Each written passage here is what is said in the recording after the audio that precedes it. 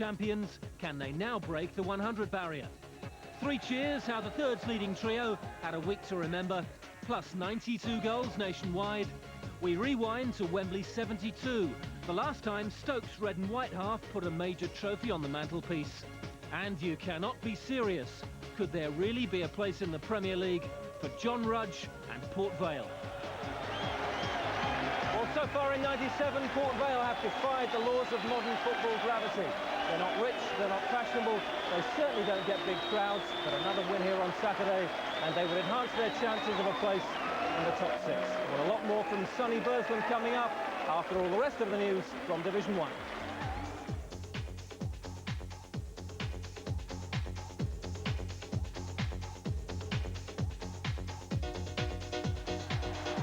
Promoted last Saturday, champions after victory at Manchester City on Wednesday, Bolton still aren't finished, as this performance conclusively underlined. 100 goals is now the target. Alan Thompson's clinical finish began an exhibition performance in the penultimate match at Burnden Park. Scott Sellers followed his title-clinching goal at Manchester City with another weaving run and shot. A goal mirrored by Thompson's second. The Geordie has excelled in a new central midfield role this season. He looks better prepared for a second crack at the Premier League. As does Nathan Blake, who's vowed to score the goals in the top division this time round. Blake's been too good for most Division 1 defenders. And his 24th of the season was Bolton's 94th. They've got 3 games left to break the 100 barrier. It's looking like Barnsley will be taking the fast track as well. Clint Marcel's tap-in after half an hour was the culmination to an impressive, nerveless start from Danny Wilson's side. Any hangover from that surprise home defeat by Birmingham 7 days earlier had been blown away, and so were Charlton, unbeaten in 5 games and challenging for the Premier League this time last year. Fullback Neil Thompson was the surprise source of Barnsley's second and third goals. That one 9 minutes from the end was then matched by John Hendry, arguably one of the best signings of the season at £250,000. Hendry's brought experience and a touch of class to a club on the verge of the top division for the first time in their history. Wolves haven't given up hope, but the result at Reading was a massive blow. Mark Atkins' scruffy goal appeared to have won Wolves a scrappy match. But Mark McGee, it seems, will never be forgiven by Reading fans for leaving for Leicester 3 years ago, and how the home supporters revelled in the latest twist to this tale of animosity. Stuart Lovell not only equalised with a minute remaining, deep into injury time, Lovell turned to volley in a dramatic winner. Sheffield United recovered from 2 defeats running to book their playoff place. Here's John Helm. The throw is long, and there's an appeal for a penalty, and it's given. Mitch Ward, 4 goals this season, 5 now. Perfect start for United.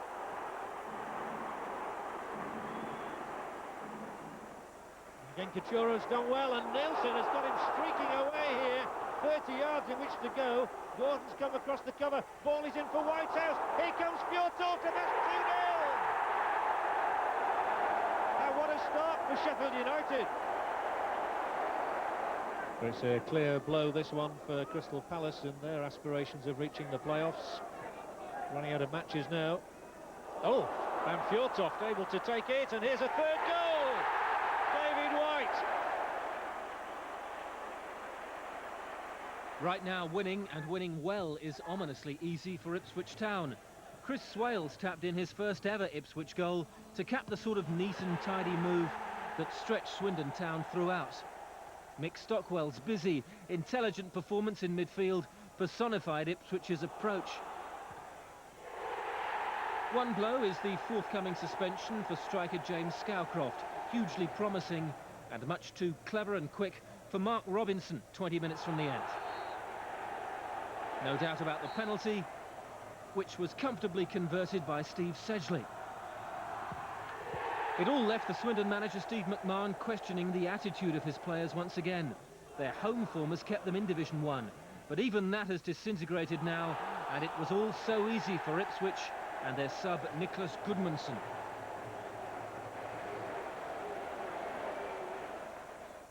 Last week, Stoke conceded a goal in 53 seconds, but they smashed that record on Saturday from their own kick-off. Graham Kavanagh's pass was intercepted by Keith O'Neill, who needed 2 touches to drive Norwich ahead. Goal time, 13 seconds. Norwich made a good start to the second half as well. 8 minutes in, Darren Eadie was onside to score. Next for Norwich, Ipswich and the East Anglian derby on Friday nights. Portsmouth haven't lost too many down by the seaside this season, but Tranmere was stronger and sharper, and they now move above Portsmouth in the pack chasing the playoffs. Paul Cook headed in. 7 minutes later, the much-improved Gary Jones ran in behind a nervous-looking defence to lob in a surprise second. Then came one of those sour mass brawls that have marred the First Division this season. A collision between Portsmouth's Swedish striker Mattias Svensson and the Tranmere goalkeeper Eric Nixon triggered it all off. Not that Svensson can remember too much about it. Shortly afterwards, he was carried off after a sickening collision with Tranmere's Andy Thorne. It was only on Saturday night in hospital that Svensson eventually came round. But dazed and confused, the Portsmouth defence were found out again by Lee Jones. The young Welsh winger skipped through 7 minutes from the end to seal a victory that was only marred by a rather eccentric piece of goalkeeping from Nixon in injury time. David Hillier's shot was more in hope than expectation, but 3-1 to Tranmere. Queen's Park Rangers fans have been expecting this sort of result from their side all season. That expectancy might have contributed to Rangers' inconsistency. But at £2.5 million, John Spencer has been more than value for money for Stuart Houston. And the Impey carried on the good work in the second half to tee up the young midfielder Paul Murray. In the final minute, Steve Slade, a striker who's underachieved since his move from Spurs last summer, ran on to Spencer's clever touch to score. It leaves Grimsby in the bottom 3 still. Neither Huddersfield's disciplinary record or their away record make good reading, and this game dented both. In the final minute, Steve Jenkins turned in an own goal. Paul Devlin milked the moments rather distastefully. It appeared more of a push than a punch from Jenkins, but that was no excuse as far as the referee was concerned, and Jenkins' bad day ended in a sending off. There were more positive signs for Manchester City and Frank Clark for next season. The problem is that Georgie Kincladze was behind most of City's good moments, and his long-term future is not clear. Uwe Rosler headed in Kincladze's second-minute cross and exposed some awful defending. Kevin Horlock made it 2-0. The match was dead and buried by the 35th minute. Again, City cut down the right. Kincladze added his own special touch of class, and Rosler rolled in a goal of embarrassing ease. Ray Harford was not happy. Expect the new West Brom manager to make major changes in the summer. Sean Murphy scored their only goal. They still have a mathematical chance, but there was a resigned depression over Roots Hall on Saturday. Winning against the side they have to catch was Southend's only target. And when Andy Rammell conjured a goal from not very much, there was an escape route. But Bradford played with a positive freedom that belied their precarious position, and Southend's defence eventually buckled under the strain. Edinho equalised.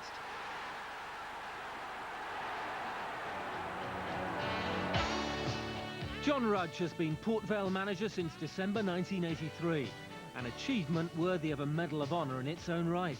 Port Vale are not big time, but maybe that's why Rudge's endured, and why he's Burslem's local hero.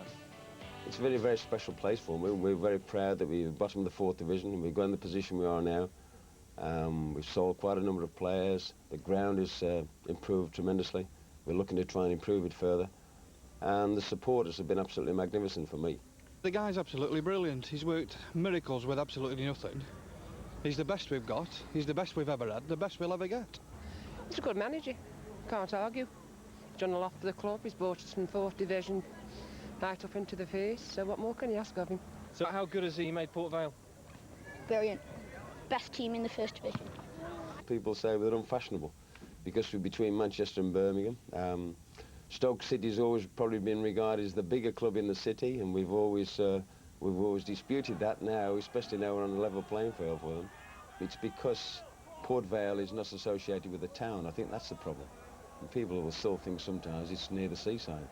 But I think people now will recognise that we're a decent side, and we're really getting ourselves on the footballing map. If we could get anywhere near the Premiership, I mean, people would think that, well, it's impossible for Port Vale to get to the Premiership, but it's not. It's very, very difficult, and it's a bit of a dream, but who knows?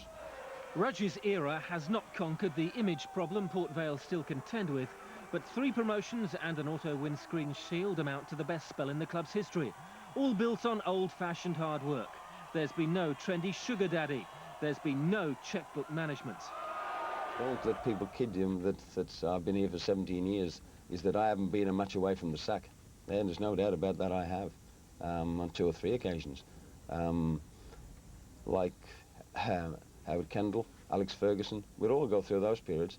As somebody who's financially secure, when things aren't going so good and sort of the crowds get on your back and things aren't going so good, perhaps they say, well, I can do without all this.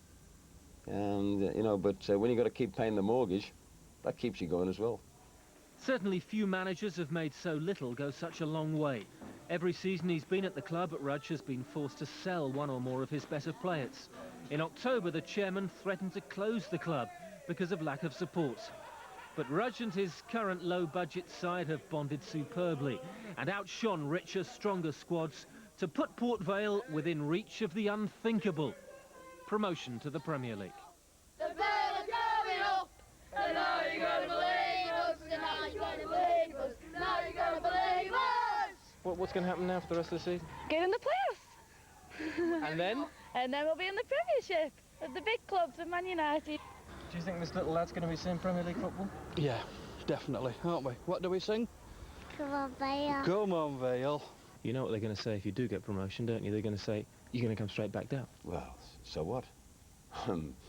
They can say what they like. They've been saying we're going to get relegated every year since we've been in the First Division. I wouldn't give a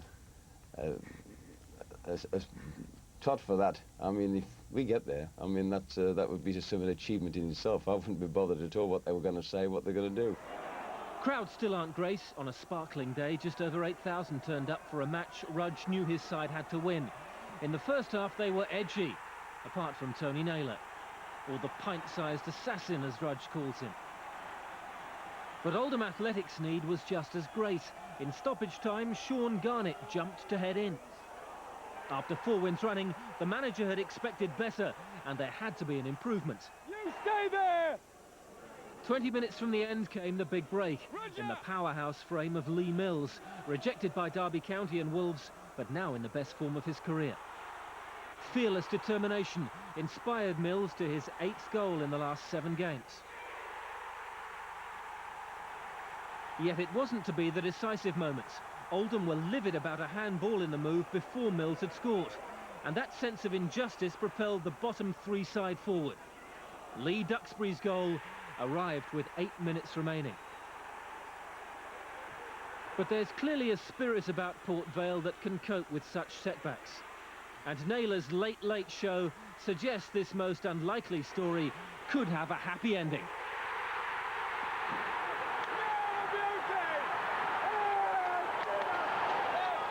In many ways, Port Vale are the 90s equivalent of Wimbledon, the unfashionable club defying the modern laws of football gravity.